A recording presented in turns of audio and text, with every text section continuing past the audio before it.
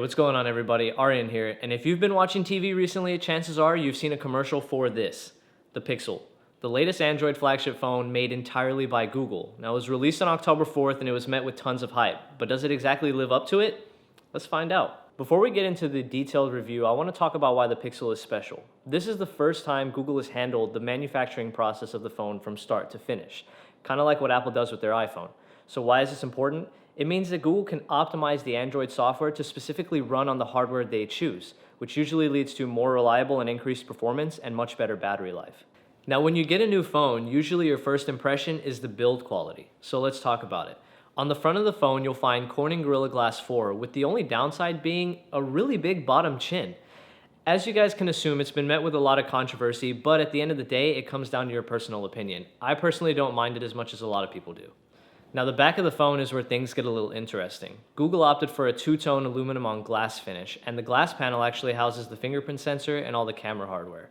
Now, some people think the phone looks a little weird, but I happen to think it looks super sleek and polarizing. And the glass panel is actually functional. It helps improve antenna performance throughout the phone.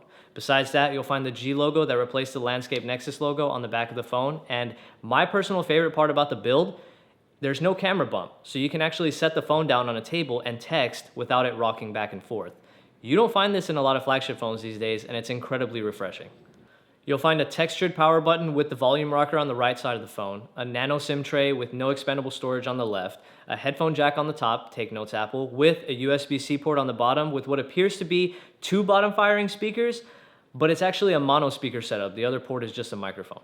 Let's take it back to the front of the phone for a second. The Pixel XL comes with a beautiful 5.5-inch 2K AMOLED display at 2560 by 1440 resolution. You know what that means, Quad HD and 534 pixels per inch. This makes the Pixel perfect for media consumption and virtual reality once Google decides to launch their Daydream platform. And for those of you interested in the 5-inch Pixel, it comes with a Full HD AMOLED panel at 1920 by 1080 resolution and 441 pixels per inch. Whichever phone you pick, you really won't go wrong because they're AMOLED panels, so you still get bright and punchy colors and really deep inky blacks. Let's talk about the Pixel's performance. It comes with a Qualcomm Snapdragon 821, 4 gigs of RAM, and an Adreno 530 GPU. Now, these specs are good, but the performance of the Pixel is taken up a notch thanks to optimized software. It comes with its own version of Android 7.1 Nougat. Now, what does this mean? It means that the performance on the Pixel is unlike any other Android phone I've ever seen before, and honestly, it reminds me a lot of the performance I get from my 7 Plus. Now, Android 7.1 also comes with some welcome new features, including a 3D touch-like shortcut interface that you can get just by long pressing certain applications, the new Pixel Launcher, which ditches the All Apps button in favor for a swipe-up gesture to access your applications, and of course, the Pixel Launcher. There's even some fingerprint gestures built into the fingerprint scanner that allow you to bring down your notification panel without touching your screen. Now, the headline feature on the Pixel phones is the Google Assistant. Think of it as Google Now on some serious steroids. To access it, all you have to do is push and hold the home button, and from there you can ask it to perform a variety of tasks like making a phone call, answering some basic questions, telling you a joke, telling you about the weather. You get the idea. It's artificial intelligence, it's super smart, and it works really well. But my favorite part about the Assistant, it's its ability to understand contextual conversation. So for example, if I ask it who Cristiano Ronaldo is, I can follow up by saying, what is his net worth, what team does he play for, and what is the team's roster? And it'll be able to answer those questions without me specifying who he is or who the team is. And this is just the beginning. So I'm really excited for the future of the Google Assistant. But for now, it works really well, and chances are you'll enjoy it. So yeah, the Pixel has the best performance out of any Android phone with one of the best screens found on any Android phone. But how's the battery life? In one word, excellent. It comes with the same size battery pack we saw from last year's Nexus 6P, 3,450 milliamp hours, but it can last much longer on a single charge. I consistently got through 1 day's worth of heavy usage with plenty of battery to spare. And I think a lot of this is because of the software optimizations that I mentioned earlier. Since the Pixel has a USB-C port, you can also get quick charging speeds. Google claims you can get 7 hours of battery life in just 15 minutes on charge, and I tested it during my review period and I found this claim to be pretty accurate. Now, of course, no review is complete without talking about the camera, and at the October 4th event, Google was very vocal about the Pixel's camera, claiming that it was the highest ever rated smartphone camera according to DxOMark. And I will say this, it's an excellent camera. The rear sensor is 12.3 megapixels with f2.0 aperture and 1.55 microns to take excellent photos in almost any lighting situation. And like I said, it probably is one of the best cameras on the market, if not the best, but that doesn't mean it's going to blow the Galaxy S7 or the iPhone 7 Plus's cameras out of the water. Now, don't take my word for it. Let's go on a live camera test to test out the Pixel's camera. All right, guys, so we're out here in a pretty, I'd say, scenic part of my neighborhood. I got the Pixel with me. We're going to go ahead and run through some photos. I'm going to take some 4K video so you guys can check it out. Something new we're trying out on the channel, so let us know in the comment section if you like a live camera test. We'll go ahead and keep it up with the other phones. Let's take some nice photos. All right, so we got some leaves right here with some spider webs. Right here, David. See that? Let's see if we can take a nice photo of that, see how it comes out. Oh yeah, that's pretty nice. Look at the detail right there. Color reproduction is pretty solid. Webs look pretty nice too. And it's actually a pretty cloudy day out here, so we don't exactly have the best lighting conditions, but Pixel takes some good cameras. Ducks. All right, I'm gonna see how close I can get to these ducks.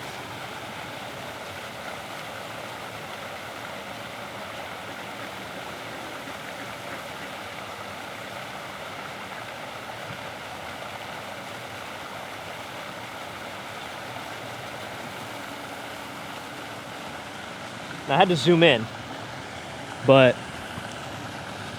still some pretty decent detail, even zooming in. Take a look at the selfie camera. David, get in here. Yeah. There you go. Not bad, right? Not bad. All right, let's see what the camera can do with 4K. 4K video test, you guys ready? 4K video test, let's do it. Big upgrade from what we saw last year on the 6P. 6P had no image stabilization whatsoever. This year, like I said, instead of optical, they decided to go for electronic. It's actually tied to the phone's gyroscope, so when the phone moves, the camera can compensate and kind of just smooth out the picture. Let's get the sign. I want to get the sign. And that is pretty solid. All pets must be on a leash. Please clean up after your pet.